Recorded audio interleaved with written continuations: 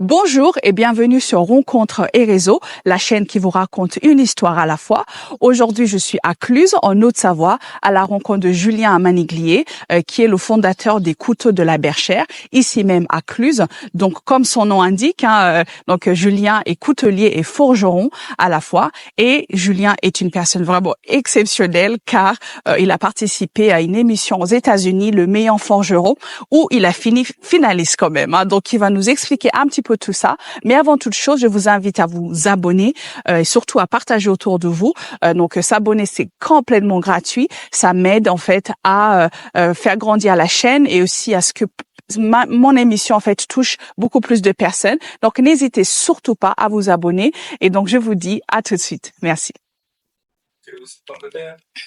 Ouais, moi je la vois là. Ouais. On va laisser monter encore un peu pour avoir un peu d'inertie. Bonjour Julien. Bonjour Consolata, ça va? Merci pour l'accueil. Je t'en prie, c'est un plaisir. Merci beaucoup. Je vois que tu es occupé avec une personne qui est en stage. Exactement, ouais. On est parti pour créer un couteau aujourd'hui. D'accord. En partant d'un rectangle d'acier. Ok. Voilà. D'accord. Donc aujourd'hui, je vais apprendre énormément de choses. Ben, j'espère. Parce que je pense que le vocabulaire est complètement nouveau pour moi. C'est c'est un vocabulaire qui est très précis. Ouais. Exactement. Ouais. Donc en tout cas, je suis contente d'être là. Je vais apprendre encore beaucoup de choses aujourd'hui. Mais pour commencer, est-ce qu'on peut visiter un petit peu? Avec plaisir. Oui. Alors, on a, comme dans toute entreprise, on a notre bureau d'accueil qui est là. Alors effectivement, pour l'instant, c'est un peu la zone où nos enfants, où nos enfants passent une partie de leurs vacances. D'accord. Et où justement, c'est notre zone vie en fait dans cet atelier. D'accord. Ensuite, on a un petit stock de bois qui fait partie des bois naturels qu'on peut trouver par chez nous.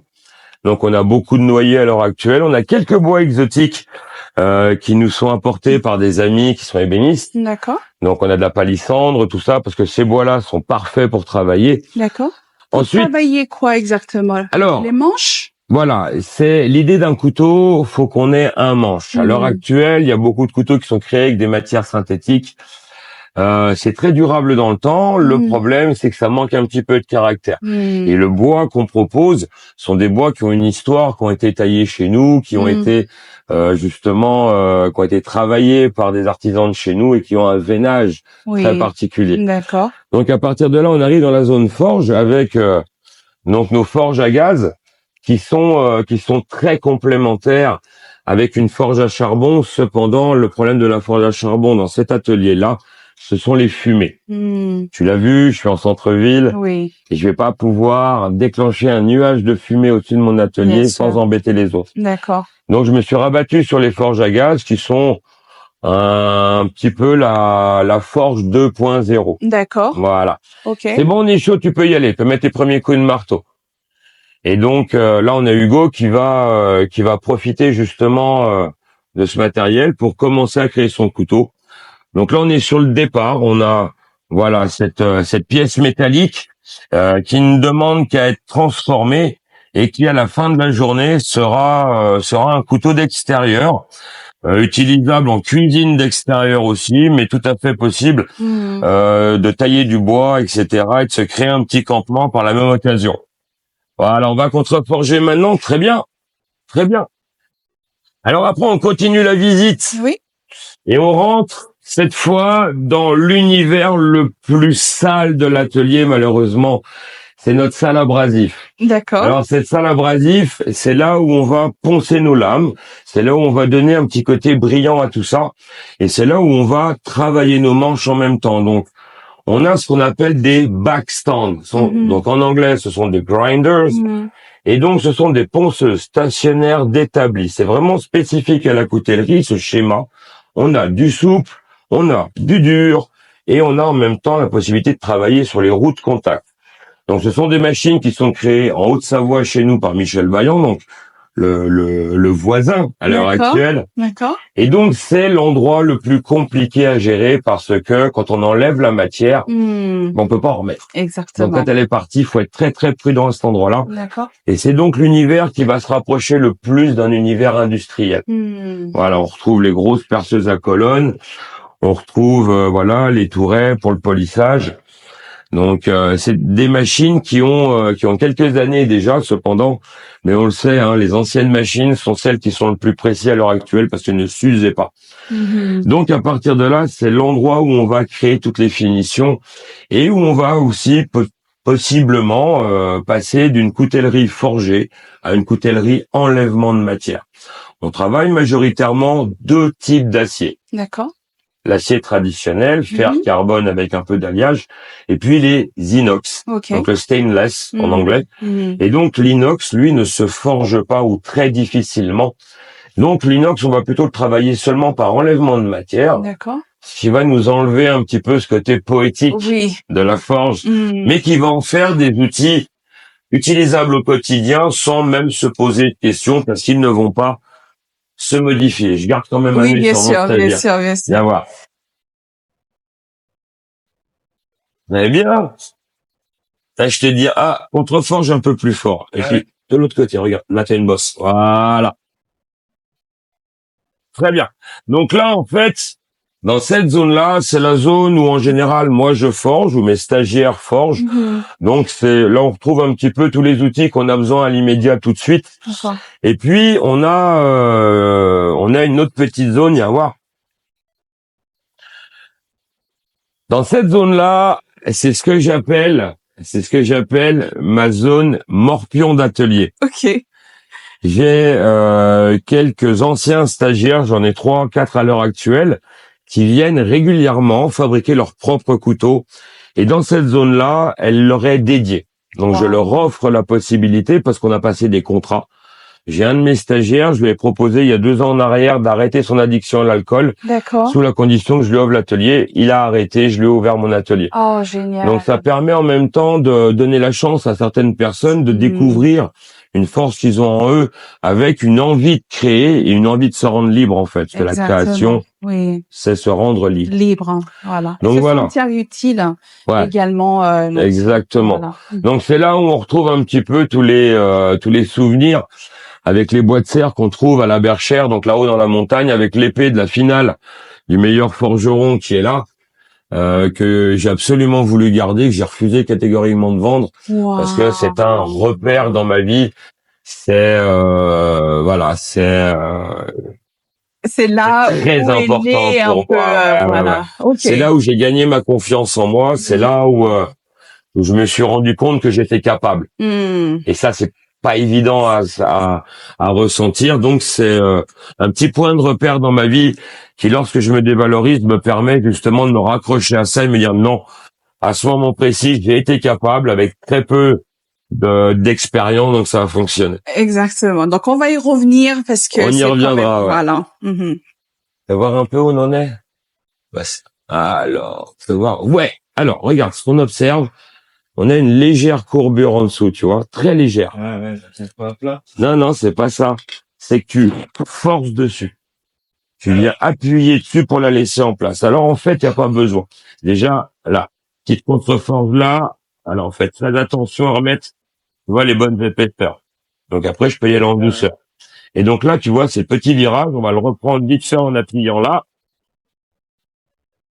Voilà, ça sera mis à peu près droit. Donc, l'idée, c'est d'être très souple. Et si tu me vois travailler, je suis là. J'ai la main à la hanche. D'accord. Ça, je vais travailler avec mon bassin. Comme ça, je suis plus précis. Et là, mon bras de levier, il est bloqué. Donc, tu vois, je peux travailler avec 2 doigts sur ma pince, elle va pas brancher. Si je suis là, je vais faire remonter ma main. Et là, c'est pas agréable. Chaque geste, chaque sensation, chaque bruit doit être agréable. Sinon, c'est pas bon. Tiens, je te laisse la remettre dedans. Et on continue encore une chauffe. Alors, on continue la visite avec cette fois, dans cette zone-là, on a notre zone traitement thermique parce que un couteau, pour être finalisé, doit être trempé. Alors, trempé, chez toi, c'est the quench. Alors, la trempe, c'est le moment où on va changer de structure. On va faire gonfler les cristaux de fer à l'intérieur par une absorption de l'atome de carbone. Donc le fer et le carbone sont primordiaux. Et à partir de là, on va lui mettre de la pression interne, comme un ballon qu'on va remplir d'air un petit peu trop. D'accord. Cependant, une fois qu'on a trempé, c'est très fragile. Si le ballon il tombe, il va éclater. Si le couteau il tombe, il va se casser. D'accord. Donc une fois qu'on a fait notre trempe dans l'huile en dessous, donc là on est sur de l'huile de lin. Ok. Eh bien, hop, on passe là. Et c'est pas un micro-ondes, hein. Ok. C'est un petit grill. Et donc là, on va faire le revenu. On va atténuer la trempe. On va perdre 20 points de dureté qu'on va automatiquement remplacer par 20 points de souplesse. À partir de là, nos traitements thermiques sont terminés. Notre couteau est dur et résilient à la fois. D'accord. Alors, on aura perdu quand même un peu de dureté. Et ça, on peut le voir à l'émission du meilleur forgeron où régulièrement, les forgerons viennent tester avec une lime si leur trempe est bonne. Si la trempe est bonne, la lime, elle glisse, elle n'accroche pas. Oui. Et à partir de là, on est bien. Donc, là, on a la zone cuir. Et c'est là que mon épouse réalise ses étuis. Et c'est là où nos stagiaires, sur les stages 2 jours, viennent finaliser leur stage en fabriquant l'étui de leur couteau. D'accord. Donc, alors, on va faire des patrons. On a créé nos outils de coupe aussi. Et puis, à partir de là, c'est mon épouse qui, elle, gère tout ça. C'est son univers à elle. D'accord. Voilà. Donc, c'est une histoire de famille. C'est une histoire de famille. Mon épouse m'a rejoint il y a 3 ans de ça. Voilà, l'idée, c'était d'inclure la famille dans cette aventure. Parce que, c'est pas vraiment un métier. Moi, j'ai la chance de faire un métier passion. Ce qui, pour moi, est... j'ai pas l'impression de travailler, en fait. Enfin, dans le travail qu'on connaît, c'est-à-dire dur, laborieux, pénible, j'en suis pas là. Moi, mon travail, vu que c'est une passion, c'est un plaisir. J'en suis presque arrivé à me dire que c'est un loisir, ce que je fais là, parce que le couteau, c'est un petit peu l'excuse pour créer quelque chose. Oui.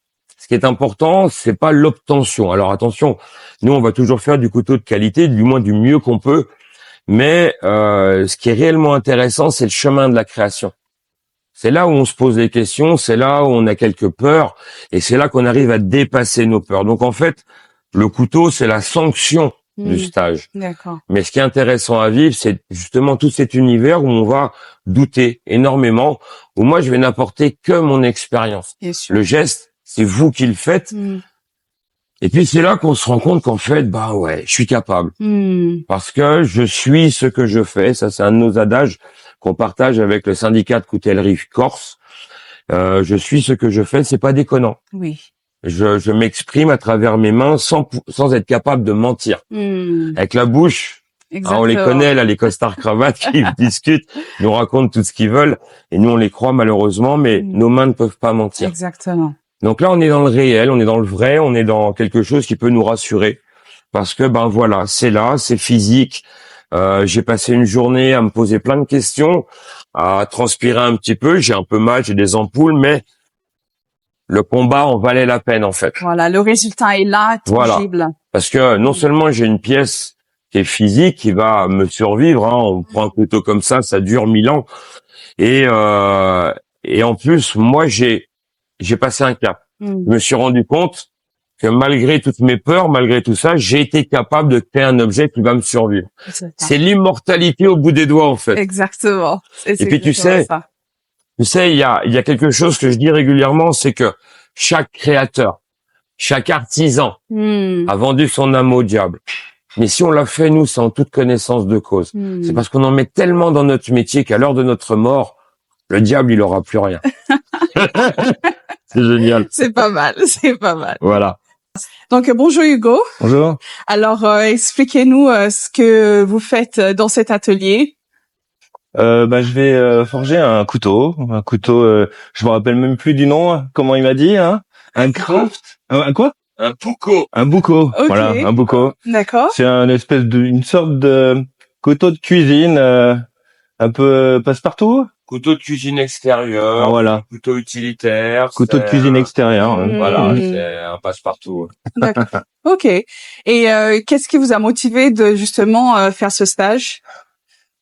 C'est comme je le disais, j'ai vu un pote qui a sorti un couteau qu'il avait fait lui-même. Il en était super fier et j'ai trouvé que je me suis dit moi aussi je veux mon couteau. Oui. D'accord. Et puis voilà, bah, c'est ma femme qui m'a offert ce stage à Noël. Oh, une très bonne idée. Et voilà, ça me fait une journée qui change de mon quotidien. Exactement, exactement. Et pourquoi pas peut-être devenir forgeron plus tard? Ouais, peut-être. Pourquoi pas? D'accord, très bien. C'est pas le plan, mais ouais, Voilà. c'est pas mal. D'accord. Et donc pour vous, à quoi va vous servir ce couteau justement? Ben, je pense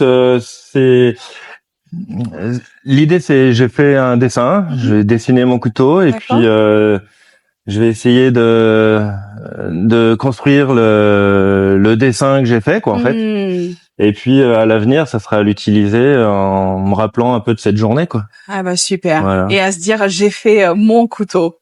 Voilà, c'est ça. Voilà, c'est et puis c'est aussi se tenir à l'artisanat ici dans notre vallée et découvrir un métier Ouais, qui est c'est ça. vraiment hors du temps. Ouais, des personnages comme Julien, c'est intéressant, c'est précieux. Hein. Complètement, vraiment. Donc il faut les soutenir. Exactement. Merci. Tu prends la pièce, t'approches le bout orange de l'aimant, et tu fais ah, ça colle pas.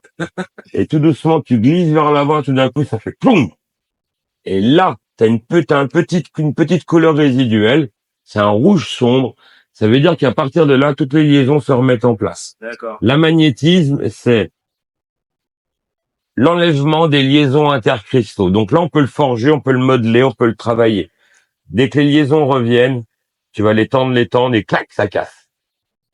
Donc en fait, la grande vérité, c'est que plus c'est chaud, plus tu peux taper fort, plus c'est froid, plus tu dois taper léger. Donc on va faire les réparations, la douceur, enfin les finitions à basse température, comme ça on est à très faible déformation. Et sur les grosses déformations, on va le faire pleine balle chaleur. Donc pour l'instant, on va attendre que le bout il chauffe. Et dès qu'il est chaud, on vient jouer avec les mains pour nous-mêmes nous rappeler de cette température. Ça marche? Faut que je détecte le niveau d'orange, le niveau de la couleur, ça? Ouais. C'est ça, hein? Ouais. Faudra que tu te rappelles. Ouais, ok. Mais t'inquiète pas, hein, ça se fait très très facilement. C'est juste au début pour vous faire comprendre que les deux zones sont vraiment divisées très brutalement. Il n'y a pas de reprise lente du magnétisme, c'est brutal. On-off. Okay. Voilà.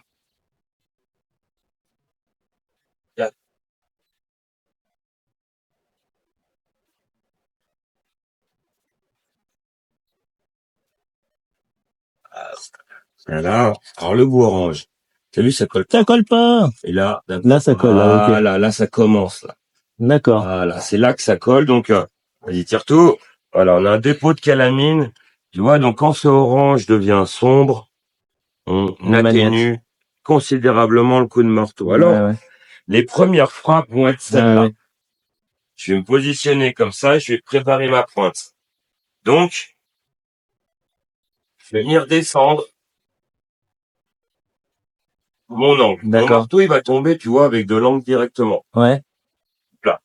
Ouais. Donc, une fois que je descends, allez, viens là. Là. Une fois que je suis bien descendu, ma matière part aussi sur les bords. Ouais. Tu vois? Elle s'étale à gauche, à droite. Donc là, quand on en est là, tu vois, je suis sur la faible température, ça y est, je reprends mon magnétisme. Et je peux contre-forger. La contre-forge, c'est l'annulation des défauts de la forge. Tout simplement. Donc à partir de là, on va continuer à descendre, créer une pointe à 45, qui de toute façon, là, on a trop de hauteur, on va retravailler comme ça. Donc cette pointe à 45, on va la remodifier au fur et à mesure, quasiment à chaque chauffe. Ok. Donc attends, je vais peut-être changer de pince. Voilà, celle-là devrait être un peu mieux. Ouais, on est mieux. Julien, yes. Je suis ravie vraiment de faire ta connaissance. Moi aussi. Voilà, vraiment. Moi aussi. Et merci d'avoir accepté mon invitation. C'est normal. Parce qu'en fait, pour moi, il est très important de vraiment rencontrer les gens comme vous qui font des choses extraordinaires. Donc, merci pour la visite de l'atelier et donc les explications par-ci par-là. C'est normal. Mais avant tout, j'aimerais vraiment que tu nous expliques un peu qui est Julien et qui était Julien avant tout ça. Je sais pas si je vais oser le dire. Oui. Alors avant, Juju, c'était un aventurier, c'était quelqu'un qui avait pas de confiance en lui, qui avait pas eu de formation, qui faisait un petit peu ce qu'il pouvait. L'idée, c'était que je travaillais en saison. D'accord. J'ai passé un monitorat de ski, j'ai travaillé comme skiman, comme patrouilleur équestre. L'idée, c'est que je voulais avant tout m'amuser dans un travail. Je voulais pas souffrir. D'accord. Je voulais pas souffrir. J'ai pris ma dose souffrance à l'époque où j'étais militaire et je ne voulais plus. Oui. Je voulais être heureux dans ma vie et c'était pas facile parce que je savais pas vraiment où j'allais. D'accord. Donc, j'ai créé plusieurs expériences dans plein de domaines différents. Jamais dans un cadre vraiment, j'ai pas eu de CDI. Tu sais, les contrats à durée indéterminée. Voilà. Et j'étais toujours dans la sécurité relative. D'accord. Donc, j'ai avancé comme ça toute ma vie et un jour, il a fallu acheter une maison, faire des enfants, trouver une famille, tout ça. Ouais, les responsabilités. Les responsabilités d'homme, d'adulte. C'est ça. Et donc, je me suis mis dans un CDI. J'ai travaillé comme je faisais de la sécurité D'accord. à ce moment présent. Donc, à partir de là, j'ai commencé à travailler en sécurité dans un multiplex, un cinéma. Et le gros souci de cinéma, c'est que ça n'allait jamais assez vite. C'est que je ne pouvais pas exprimer ce que je voulais. J'avais besoin de mettre des choses en place et malheureusement, ça passait pas. Donc, j'ai fait un burn-out affreux. Oui. Horrible. Horrible. Ça, c'est le truc que je ne souhaite à personne. D'accord. C'est un effondrement de notre vie. Et derrière, heureusement que j'ai fait ce burn-out parce que ça m'a offert la possibilité de faire un lâcher-prise. Wow. C'est-à-dire qu'à un moment donné, si je voulais rester vivant, j'ai pas eu le choix d'abandonner D'accord. l'ego, les projets faits Voilà. autour de ce travail. Voilà. Et la pression qui vient avec. Exactement. On est un homme, on doit subvenir aux besoins de sa famille. Merci, Voilà. merci. À l'heure actuelle, on a une pression sociale sur l'homme. Alors, on l'accepte parce qu'il Bien faut sûr. comprendre que dans notre civilisation, l'homme est sacrifiable. Nous, on est sacrifiable et c'est pour ça qu'on prend le rôle de protecteur. Parce que nous, si on meurt, c'est pas grave. La femme, elle a cette protection familiale beaucoup plus exacerbée que l'homme, mais elle ne peut pas mourir. Oui. Voilà, elle doit rester parce que c'est notre futur. Oui. Donc à partir de là, je me suis sacrifié et ça m'a pas aidé. Donc à un moment donné, j'ai décidé de reprendre ma vie en main et D'accord. un matin, je me lève et une petite voix dans ma tête, elle me dit Jules va faire des couteaux. Et là, je percute que c'est moi-même qui me dis ça. Alors, une petite voix, c'est le début en fait. C'est le début, ouais. C'est une idée qui me traverse la tête un matin que je prends pour un message divin. Alors pas du tout, hein. Mais au moment parce que je suis un peu fragile, D'accord. je me dis voilà, peut-être que c'est un signe du destin, il faut que je le fasse. Et je m'y suis mis, mais brutalement. D'accord. En Donc, 2 jours. c'est-à-dire brutalement, vous êtes parti acheter des outils. Exactement. J'ai vendu du matériel, j'avais du matériel de paintball. J'ai tout vendu dans la journée. Le lendemain, j'ai acheté une forge, un marteau, une pince. Wow. Et je me suis dit, allez, vas-y, fonce, c'est facile. Bon, c'était pas si simple que ça. Après, ça vient un moment très difficile dans ta vie où il fallait vraiment tout taper en fait. Donc, je pense que c'était comme une thérapie peut-être aussi. Ça vous a permis de défouler. Non, même pas. C'est que ça a augmenté ma frustration en fait, parce qu'au début, j'arrivais à rien. D'accord. Et un jour, je sais pas, c'est 3 semaines que je tapote, que j'essaie de comprendre et je comprends rien. Je m'implique, cette fois, je décide de lâcher prise encore une fois et je me décide d'apprendre. Je me dirige vers les pages Facebook, vers les vidéos YouTube, vers Google. Google, c'est mon meilleur pote. Ok. Et à partir de là, je me rends compte que c'est plus de la sorcellerie, que c'est de la technique, que c'est de la physique, que c'est quelque chose qui, en fait, il suffit de suivre la bonne recette, y rajouter un petit peu de soi à l'intérieur par l'application et l'implication qu'on va mettre dans notre travail, et que c'était pas si compliqué que ça, mais que je n'aurais pas ce don magique, ce don de Dieu qu'on offre, voilà, oh là là, touché par les petites fées. Non. Et non, pas du tout. Non. C'est que de l'apprentissage. C'est ça, c'est un savoir-faire à part entière. Voilà. Et je me suis découvert une passion pour apprendre, en fait. Wow. Et c'est là, le piège, c'est que le couteau n'est pas si important que ça. Mais, tous les jours, qu'est-ce que je vais apprendre aujourd'hui? Et je me suis trouvé une passion pour cet apprentissage, pour ce partage. Parce qu'en fait, Et ça, je vais te le dire, c'est vrai. Ce que moi je fais, c'est la norme. De partager, c'est surtout pas exceptionnel. Ouais. La vie qu'on a à l'heure actuelle, elle est exceptionnelle parce qu'elle est dramatique. Oui. Elle est difficile. Oui, On bien nous sûr. empêche de vivre, on nous empêche de grandir, alors que c'est notre rôle Bien sûr. de faire mieux tous les jours pour apporter un mieux à la société Oui, et montrer un exemple que faire mieux, c'est très valorisant. exactement. Il y a un gars qui a dit, une fois, du moment que j'ai la charge de le faire, le résultat importe peu. Si c'est moi qui fabrique, que ce soit bon ou pas, c'est pas mon C'est problème. pas bon. Voilà. Qu'on aime ou pas, c'est même pas mon problème. Alors, Mm. m'insultez pas, je sais que c'est difficile, mais c'est même pas mon problème. Mon problème à moi, c'est de faire du mieux que je peux. Oui. Ce gars-là, c'est Alexandre Astier. C'est quelqu'un que Wow. j'adore, Mm. qui est exceptionnellement intelligent Oui. et qui a un pragmatisme qu'on peut associer à ce métier. Oui, exactement. Parce que je chauffe, je Exactement. tape, je construis, je fabrique, mais j'ai des règles à suivre. Exactement. Sinon, c'est pas bon. Exactement. Mais là où je dois y mettre le maximum que je puis, c'est à partir de là que je peux obtenir ma fierté. Mm. Wow. Parce que je peux rien me reprocher. Et ça a une valeur qui est waouh, Voilà. qui est juste exceptionnelle. D'accord. Et en fait, à quel moment, à quel moment tu t'es dit, voilà, donc c'est bon, j'ai acheté mes outils, j'ai acheté quelques matériaux par-ci par-là, tu t'es formé par YouTube, etc. À quel moment tu t'es dit, maintenant c'est le moment de ouvrir mon atelier et faire ce que j'aime. Je l'ai ouvert dès le départ. Wow. J'ai lancé ma page en disant bonjour, voilà, je suis Julien Maniglier, je sais pas quoi faire de ma vie, j'attaque une nouvelle aventure, suivez-moi ou pas. Et à partir de là, tout ce que j'allais sortir, j'allais le proposer aux autres. Alors évidemment, j'avais des tarifs tout petits parce que mes lames n'étaient pas complètement bien faites, il y avait énormément de défauts dessus. J'offrais mes couteaux beaucoup, mais voilà, je démarrais quelque chose et j'ai demandé à tout le monde de m'accompagner pour voir si j'étais capable. Et à travers mon aventure, certains vivent la leur en fait par procuration. Donc je suis obligé de continuer tout ça. C'est ça. Parce que j'ai des gens derrière moi qui attendent une réussite, une erreur, un petit problème pour passer au-dessus, pour un exemple. Et je démontre toutes mes erreurs. Wow. Mes réussites, j'ai pas besoin de les montrer. Mais mes erreurs, elles sont importantes parce que de la réussite, je n'apprends rien. Il y a que de l'erreur où j'apprends. Donc en fait, l'erreur, elle est waouh, elle est géniale. Ouais, c'est ça. C'est une bonne mindset. C'est un très très bon Évidemment. mindset. On est obligé de passer par l'erreur. Autant la prendre comme un moment d'excitation, dire ça y est, j'ai ma limite. Waouh, je peux apprendre, je peux aller plus loin. Oui. C'est la base de tout. Et ça, c'est la norme. C'est comme ça qu'on devrait vivre nos vies. Voilà. Et en fait, je viens de me rendre compte là à l'instant. Tu es autodidacte. Ouais.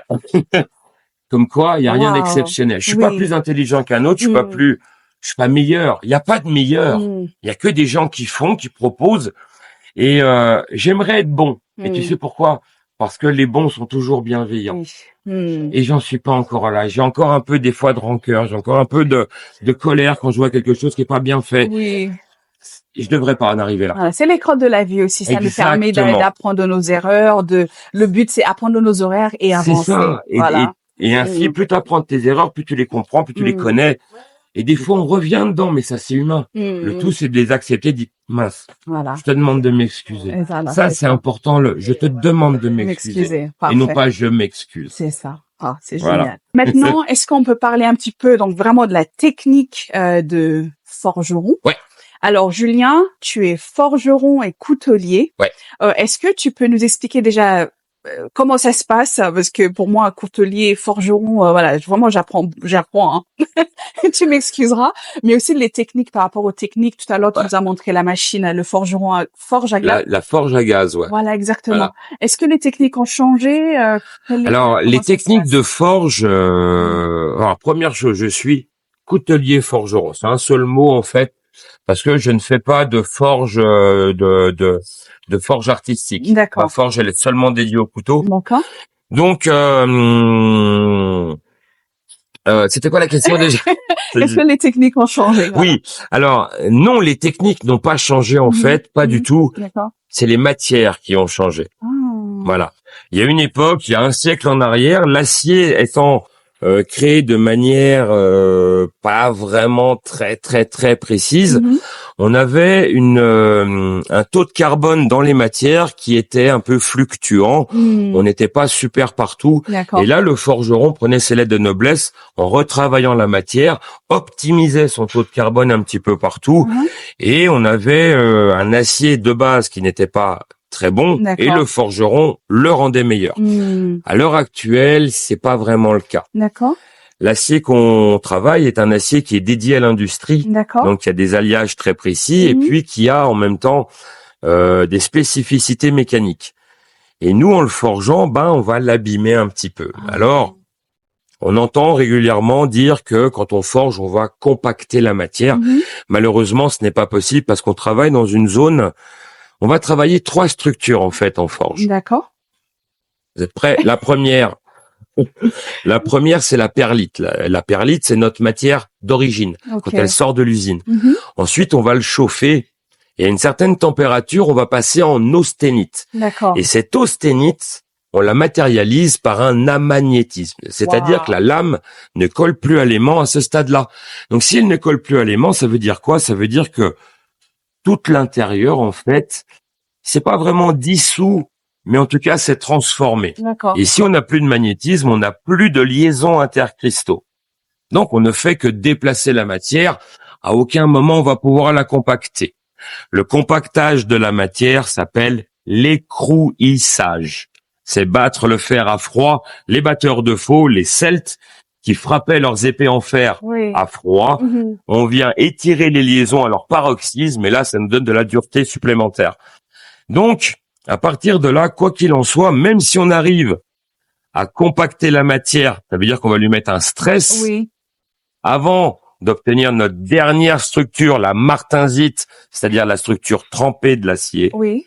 On est obligé de le détendre. D'accord. Sinon, tous les stress vont se révéler à la trempe. Mhm. Et là, on va avoir une lame qui va tourner, vriller, voire casser des fois, Mhm. tellement c'est violent D'accord. pour l'acier. D'accord. Donc, on n'est pas dans le rêve. On a une compréhension de la matière à l'heure actuelle qui nous est donnée par des scientifiques. Mhm. Donc, c'est un cadre très rationnel, Mhm. très carré. Et à partir de là, malheureusement, on n'a plus la possibilité de parler de sorcellerie. Oui. Voilà. D'accord.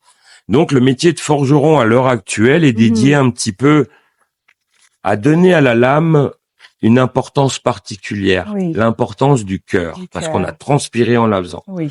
Et puis, c'est une pièce qui est unique de par ses coups de marteau. C'est Elle ça. a quelque chose en En plus, voilà. mais On qui, trouvera pas la même chose. voilà, oui. mais qui malheureusement ne sera pas surqualitatif par rapport aux industriels. Mhm.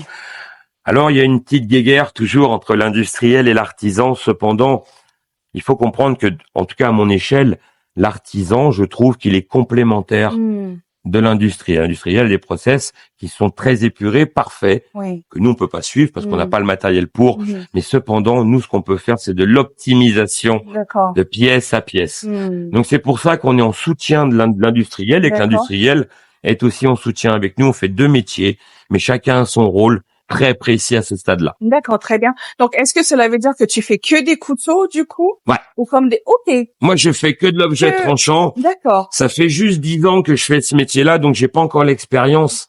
J'ai pas pu me pencher sur ces expériences pour faire mieux que D'accord. du couteau. D'accord. Je m'amuse à faire de l'outil tranchant, Hmm. des ciseaux à bois, des bédanes, Ah, mais c'est déjà mais très c'est pour bien. moi. Ah oui, Voilà. non, mais c'est déjà très, très bien. Donc, quelle est ta clientèle, en fait, du coup? Eh ben, ma clientèle, c'est toi, Ok. c'est tout le monde. D'accord. Voilà. Et Donc, je peux venir toquer Ah, à évidemment. l'atelier et dire, voilà, fais-moi ça. Ah oui, Ah, oui, wow. évidemment. Il faut comprendre que en 10 ans de travail, moi, j'ai pas atteint le haut du panier. Hmm. Pas encore. Parce que j'ai pas le temps de me former. C'est déjà très bien. Tu as quand même Je suis en construit, stage. voilà. Voilà. Mais Après, c'est l'idée, un bon mindset, encore une c'est fois. un bon mindset, C'est que, comme voilà, tu ça dis. te laisse, en fait, l'opportunité de progresser, d'aller encore plus loin. Voilà. Voilà. Mais à l'heure actuelle, moi, je me consacre beaucoup aux débutants Mhm. parce que, c'est très valorisant. Mhm. J'arrive avec un niveau 0 et à la fin de la journée, j'ai déjà un Wow. couteau que j'ai Oui. créé. Oui. Donc, je mets à votre service mon expérience, Mhm. mais je vous démontre que vous faites les gestes. Wow. Et justement, ces stages-là sont typiquement faits pour les débutants Mhm. parce que on n'est pas beaucoup à savoir La faire. preuve, hein, je viens de le voir moi-même avec Voilà. Hugo. Avec Hugo qui arrive très bien. 13 ans. Et- On dirait qu'il a fait ça depuis toujours. C'est Eh ben, quand c'est même le bon incroyable. sens qui a dirigé là. Hugo a l'habitude déjà de travailler de ses mains, donc son bon sens, ce qu'on appelle le bon sens paysan, hein, Mhm. Hugo. C'est ça. C'est bon, Ouais. bah il y a une flamme, c'est que c'est chaud. Si je mets le doigt dedans, je vais me brûler. C'est du bon sens. C'est ça. Et c'est en fait c'est ça la création. Mhm. On n'a pas besoin d'aller se mettre dans la difficulté volontairement. Non, non, non, non. Le bon sens. Mm. A plus B, bah après j'ai C. C'est ça. Tout C'est simplement. ça. D'accord. Est-ce que on t'a déjà demandé de faire des objets j'ai Ouais. j'ai pas d'autres mots. Un god. Je te jure. C'est vrai? Ouais. Comment J'ai- ça?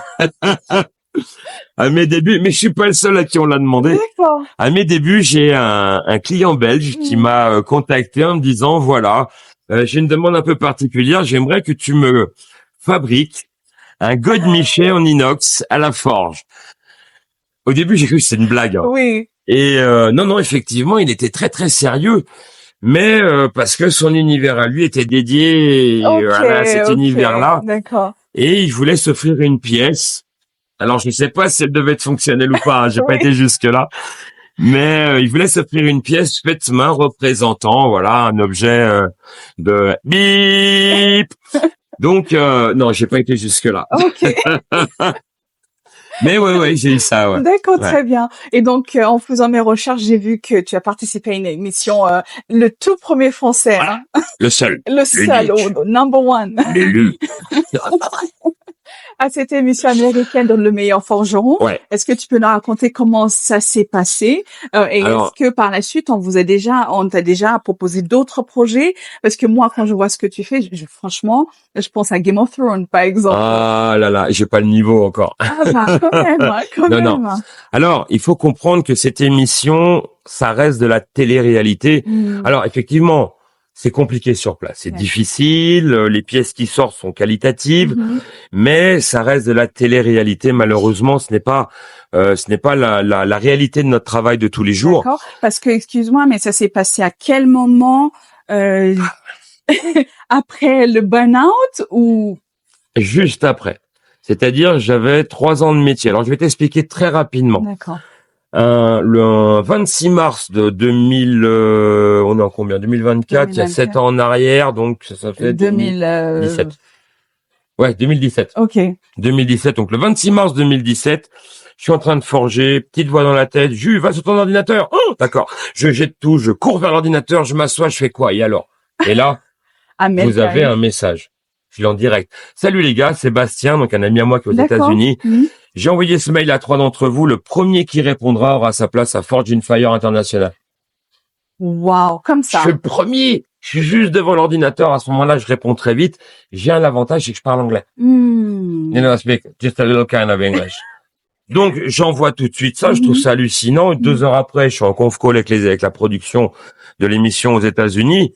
Je comprends que c'est réel. Mhm. Donc, ça y est. À partir de là, je commence à danser la salsa, la samba, le rock, Wow. le grunge, le pogo. Je fais tout dans mon salon. Ok. Je suis en train de sauter dans tous les sens. J'ai ma consécration. Oui. Et le soir même, quand ma femme, elle rentre, elle m'annonce le divorce. Et Oh. génial. Non, non, génial. 2 choses en une seule journée, une échelle terrible. Sommet de l'Everest, C'est un roller coaster. roller coaster. Sommet de l'Everest, fond de la fosse des Mariannes en 15 secondes. S'il y a pas quelque chose à apprendre, Hmm. je suis désolé, ils peuvent être débiles. Ouais. Donc, j'ai appris énormément. Hmm. À partir de là, je pars aux États-Unis 3 mois après. J'ai vidé ma maison, j'ai plus d'argent, j'ai plus rien. Je pars quand même. Mhm. J'arrive là-bas, je rencontre des gens que je suivais sur des vidéos pour apprendre. Donc, j'ai les 3 meilleurs mondiaux en face de moi. Oui. Ça va, je vais pas gagner, c'est impossible. Donc, je m'amuse. Je décide de m'amuser à ce moment-là. Mhm. Et mine de rien, j'y arrive. Première lame forgée, je galère pas trop, je m'en sors plutôt pas trop mal. Putain, je suis content, je termine avant les autres. Waouh! Putain, puis les autres, ils galèrent, moi non, putain, je comprends pas. J'ai dû rater quelque chose. Puis en fait, non.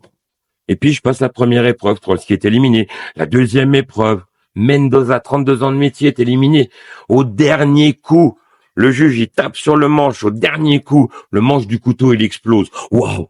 Au dernier moment, j'avais déjà arrêté de compter. Et là, je suis finaliste. Pour la première fois de ma vie. Pour la première fois de ma vie, j'ai déjà fait des compétitions en ski, en cheval, à n'importe quoi. Je suis pas à l'esprit de compéter. Pour la première fois de ma vie, je suis second. Waouh. Punaise. Et j'y croyais pas. Oui. Donc là, je vis un petit peu Waouh. ce que le gars, incroyable talent, qui chante et qui pense va être Et puis éliminé c'est tout d'un coup. surtout, on vient de débuter. Voilà, moi j'ai 3 ans d'expérience.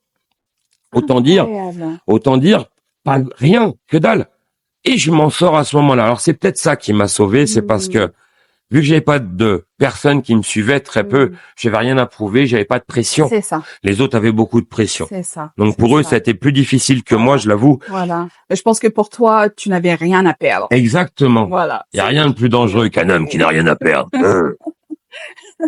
Donc voilà. D'accord. Ouais. Et j'y arrive. Alors, j'ai été accueilli par les Américains. Ça a été un truc de malade. La nuit où l'émission passe aux États-Unis, en 2 heures, je reçois 1676 messages et que des messages bienveillants. Waouh. Waouh, Magique. j'en prends plein le Oui. cœur. C'est fabuleux et je suis tout seul chez moi. Donc je peux même pas demander à mes enfants d'être fiers de moi.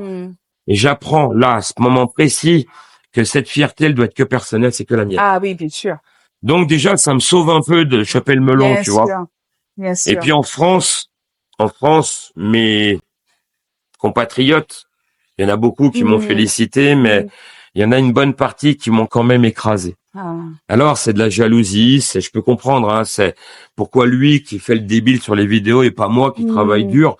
Sauf que, on sait quand on bosse, quand on fait de la vidéo, c'est pas la vérité. Non. Derrière, il y a toujours énormément non. de travail. Non. Ça, tu le sais. Ah oui, ça je le sais C'est très beaucoup bien. de boulot, Bien c'est sûr. beaucoup de questions, c'est beaucoup de peur, c'est faut oser se mettre en avant, faut oser aller chercher aussi ces choses-là pour les obtenir. Absolument. Et ça a été compliqué à vivre. Ça a été très compliqué à vivre. Je commence un petit peu à m'en sortir là. Mais alors, si je peux me permettre, moi, une chose que j'ai appris ces dernières années, on va dire les 5 dernières années, c'est de ne pas être dans l'attente. exactement. Parce qu'en fait, quand on est dans l'attente, c'est là où on est déçu par la famille, les amis. C'est là où on est fragile. C'est là où on est fragile parce que il faut savoir, c'est notre voyage. Et il y a que nous qui avons en fait cette vision-là et personne d'autre. Et donc forcément, d'une fois qu'on s'est libéré d'un peu tout ça, c'est magique. C'est un petit peu ce que j'ai fait. Je me suis un peu extériorisé de ma famille. Ma maman, elle est partie en Bretagne, très bien, donc on est loin. Et je me retrouve en fait seul avec ma femme. Et là, c'est différent. C'est vrai que chaque erreur, c'est les miennes, oui. Mais chaque réussite, pareil, c'est les miennes. C'est que les miennes. Exactement. Et donc, c'est quelque chose que moi, j'ai envie de partager parce que, en fait, ce que j'ai vécu, je pense que c'est la norme. C'est pas l'exceptionnalité.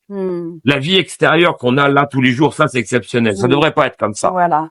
La vie de tous les jours, c'est ça, je me lève le matin, je vais faire quelque chose qui me plaît, je vais me rendre fier de moi. C'est ça. Et ça, c'est la norme. C'est la norme. Voilà. Donc, j'essaie de le retranscrire dans mes stages, dans ces vidéos. D'ailleurs, merci d'être venu m'interviewer. Ça me donne un petit peu le moyen de m'exprimer. Exactement. Et c'est important parce que on vit dans un monde qui est triste. On vit dans un monde où on empêche les gens de vivre réellement, où on les empêche de s'exprimer alors qu'on pourrait développer un potentiel exceptionnel. Voilà.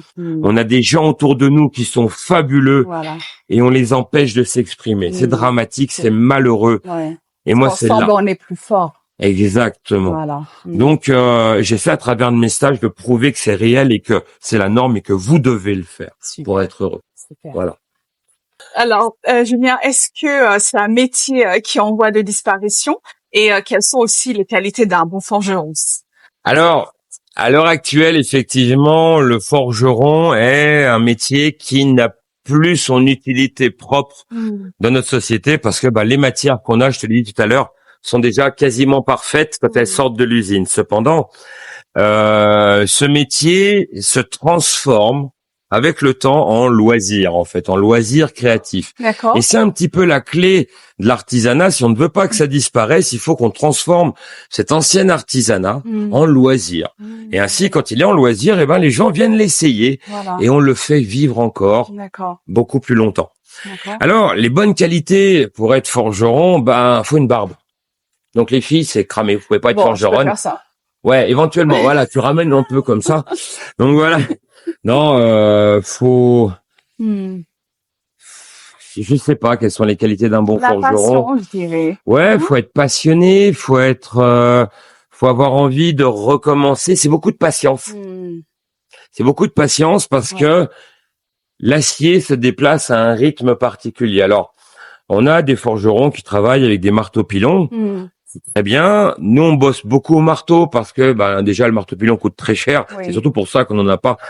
Mais le fait de travailler au marteau va nous mettre dans un timing de travail. D'accord. Et là, il faut gérer cette frustration. C'est pas à chaque fois que j'ai un coup de marteau que mon couteau arrive. Non. C'est beaucoup plus long. Donc, faut de la patience, la gestion des frustrations. Oui.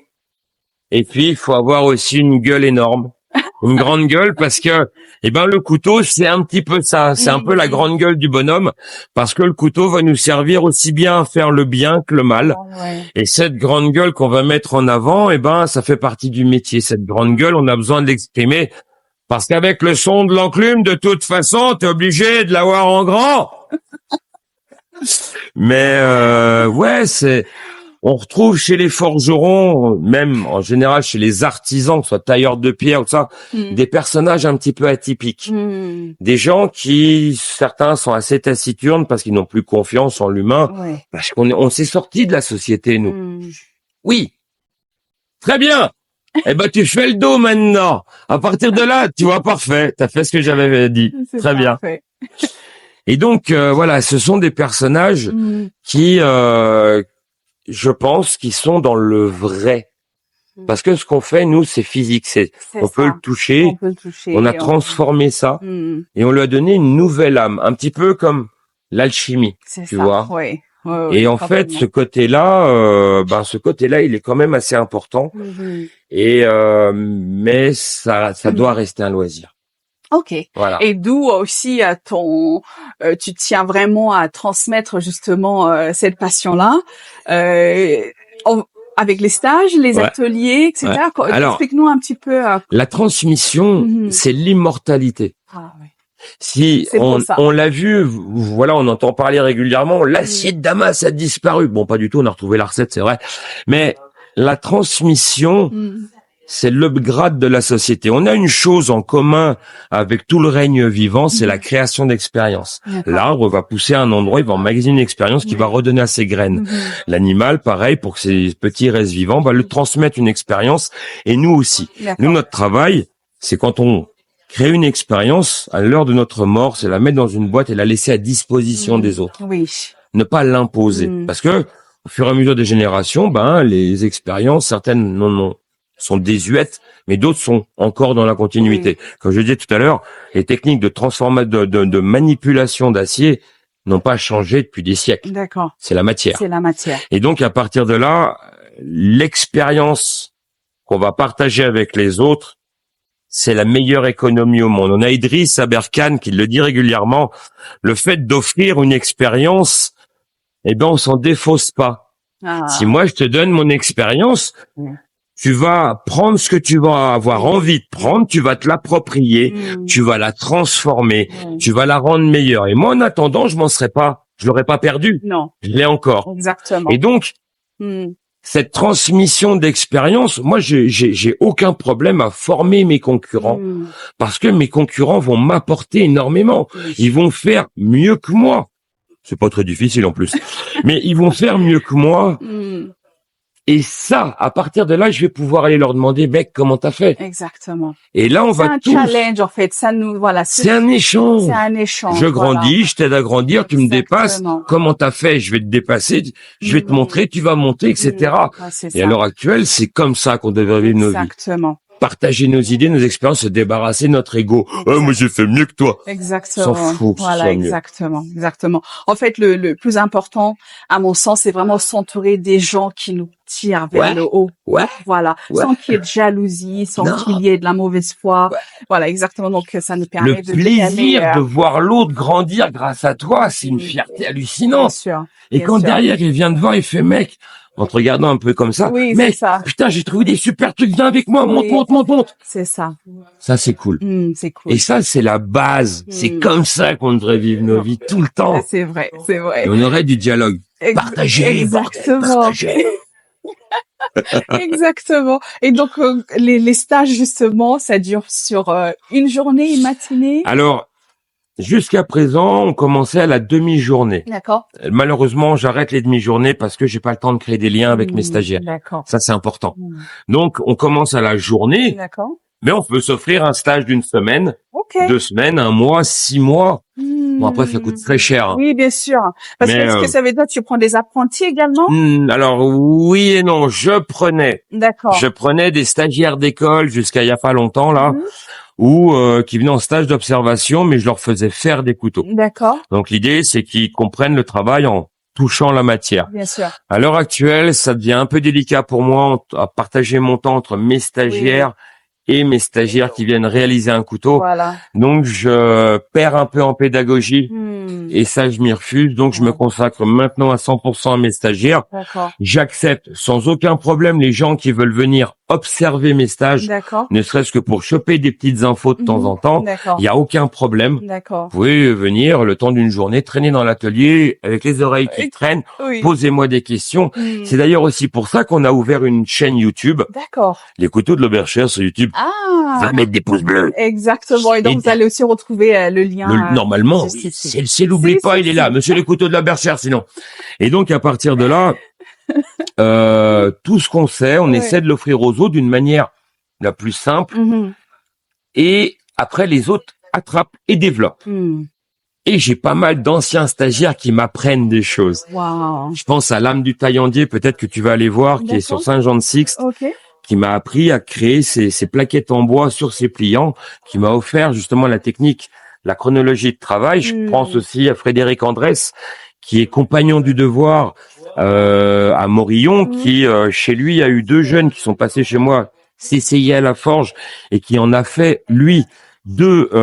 Il y en a un qui est meilleur apprenti de France avec 4 médailles d'or, un autre qui a eu 2 médailles d'or. Camille Sénégon, qui est donc passé chez lui, qui est meilleur apprenti de France, est à l'heure actuelle un journeyman Smith. Donc il a une qualité de travail qui est stratosphérique par rapport à la mienne, parce que lui est un fou de boulot, c'est un tout jeune, et il est exceptionnel parce qu'il se donne énormément de mal. Oh, wow, voilà. Génial. Et donc la coutellerie, ça embarque tout ça. Ça peut aller du petit couteau cracra vite fait, mais qui va couper fort, jusqu'à la pièce artistique qui ne verra jamais un morceau de viande. Wow. C'est là l'intérêt, c'est que il y a de la place pour tout le monde, voilà. pour toutes les personnalités, pour tous les univers, du moment qu'on s'assume tel qu'on est là et qu'on ne juge pas les autres à travers ce boulot. Ah, je suis d'accord. Donc, quel conseil donnerais-tu à quelqu'un qui veut se lancer, justement? Fonce, choisis ton apprentissage parmi plein de formateurs, ne pas s'intéresser à un seul formateur, multiplier ses sources, et puis va sur Google, mec. Ton bon sens, il va te sauver la vie, et ça va en même temps être un challenge de comprendre le vocabulaire, de comprendre les méthodes, et d'y rajouter un peu de bon sens et de découvrir que dans ce métier, on a quand même quelques parasites qui profitent de ce boulot pour simplement faire croire qu'ils sont là, sans faire de qualité, c'est dommage. Ok, donc foncez.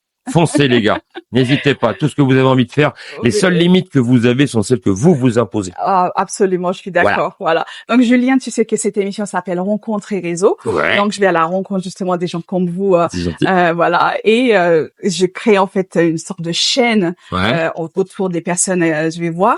Donc ce que je demande toujours, c'est qu'est-ce que vous me suggérez d'autres personnes à qui je dois aller voir, justement créer un petit réseau. Donc, est-ce que tu as des suggestions pour moi? Ah ouais, je t'ai dit Jazz. Donc c'est Stephen en fait. Ah d'accord. Et il a plein de noms, Nodeshi Matsukai sur. Mais non, c'est à la base il faisait du bonsaï. Donc il a toute cette approche un petit peu japonaise de l'esthétisme. D'accord. Et à l'heure actuelle, c'est l'âme du taillandier à Saint-Jean-de-Sixte, en dessous de la Clusaz. D'accord. Et il a un petit atelier, il s'est lancé il y a 2 ans. 2 ans, hein, Jazz. Il s'est lancé il y a 2 ans. Et ce qu'il fait, c'est exceptionnellement beau. D'accord. Il a un univers, il a une douceur, ce mec. C'est, je pense que si j'étais une gonzesse, j'aimerais bien que ce soit mon copain. D'accord. Ah Quel est son métier? Coutelier. Coutelier également. C'est aussi un coutelier. Il est passé une fois chez moi pour se rassurer. J'ai trouvé son travail exceptionnel déjà, sans autre connaissance qu'il n'avait à la base. D'accord. Donc à l'heure actuelle, il est professionnel, il vend ses couteaux pliants. Ok. Et il a un sens de l'esthétisme qui est rare. Wow. Et une humilité hallucinante. Oh, c'est beau ça. Ouais. Ouais, vraiment. Lui, il faut que tu ailles le voir. Ok. Et voilà. Et voilà. Et voilà. Ok, Bon, très bon. bien. Ouais. Voilà, c'est parfait. Donc, merci beaucoup, Julien, Je de t'en m'avoir prie, c'était accordé un plaisir. ton temps et je suis ravie. Je pense que je vais dormir moins bête ce soir. Ah Voilà. ben, moi Vraiment, aussi, hein. j'ai découvert. Non, mais vraiment, j'ai découvert ton univers et c'est juste extraordinaire. Donc, je te félicite. C'est, Continue à transmettre, à être passionné. c'est très Voilà. important que tu aies fait la démarche. Ta démarche, elle est géniale. Et Merci c'est beaucoup. grâce à des gens comme toi que nous, on existe. Ah, C'est grâce à des gens comme toi qu'on est compris. Donc, grâce à toi, il y a des gens qui vont se rendre compte qu'effectivement, ben, on peut faire ce boulot, on peut se mettre dans la création. Mais ça, c'est pas grâce à moi. C'est grâce à toi qui leur montre que c'est possible. Merci. Merci à toi. Au revoir. Au revoir. Salut!